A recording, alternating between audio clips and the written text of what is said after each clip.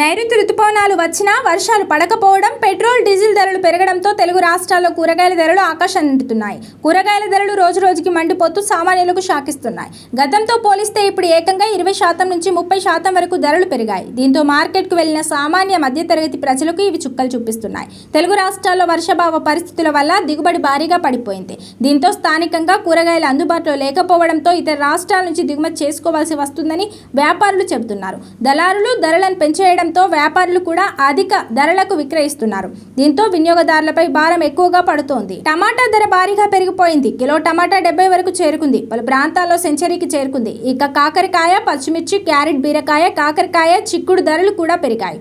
గతంలో కిలో కాకరకాయ 30 నుంచి 40 మధ్య ఉండేది. కానీ ఇప్పుడు ఏకంగా కేజీ 60కి చేరుకుంది. ఇక గతంలో కిలో టమాటా 25 ఉండగా ఇప్పుడు ఏకంగా 100 వరకు పలుకుతోంది. అలాగే బీర, క్యారెట్, చిక్కుడు ధరలు కూడా పెరిగాయి. అలాగే సోరకాయ, మెంతి కూర ధరలు కూడా పెరిగాయి. హైదరాబాద్లో కిలో బెండ 35 రూపాయలు, క్యారెట్ 42 రూపాయలు, బీన్స్ 75, గోరు చిక్కుడు 28, చిక్కుడు 45, బీర 35, చామగడ్డ 27, కీరా 40, క్యాప్సికం 67, బీట్రూట్ 25, కందగడ్డ 33, చిలకడ దుంప 21, వంగ 18, బెండ 35, దొండ 18, ఉల్లిపాయ 24, ఆలుగడ్డ 17, క్యాబేజీ 23 రూపాయలు పలుకుతోంది.